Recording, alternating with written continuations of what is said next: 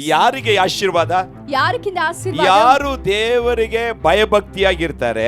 ಇಲ್ಲಿ ವಾಕ್ಯ ಏನ್ ಹೇಳ್ತದೆ ನೋಡಿ, ಯಾವನು ದೇವರಲ್ಲಿ ಭಯಭಕ್ತಿಯಾಗಿರ್ತಾನೆ, யார் தேவனுக்கு பயப்படுகிற மனுஷனாக ಅವರಿಗೆ ಈ ಆಗಸ್ಟ್ ತಿಂಗಳು ಪ್ರತಿಯೊಂದು ಕಾರ್ಯದ ದೇವರು ಅದ್ಭುತವನ್ನು ಮಾಡ್ತಾರೆ. ஒவ்வொரு காரியத்திலும் தேவன் அற்புதங்களை செய்வார். ನೀವು ಅದ್ಭುತವನ್ನು ಕಾಣ್ತೀರಾ. நீங்க அற்புதங்களை பார்ப்பீர்கள். ನಿಮ್ಮ ಕುಟುಂಬದಲ್ಲಿ ಅದ್ಭುತ, ನಿಮ್ಮ ಕೆಲಸದಲ್ಲಿ ಅದ್ಭುತ, உங்க வேலையில் அற்புதம், ನಿಮ್ಮ ಬಿಸಿನೆಸ್ ಅಲ್ಲಿ ಅದ್ಭುತ, உங்க வியாபாரத்தில் ನಿಮ್ಮ அற்புதம், ಶರೀರದಲ್ಲಿ ಅದ್ಭುತ, ನಿಮ್ಮ ವಿದ್ಯಾಭ್ಯಾಸದಲ್ಲಿ ಅದ್ಭುತ. உங்க படிப்பில் அற்புதம்.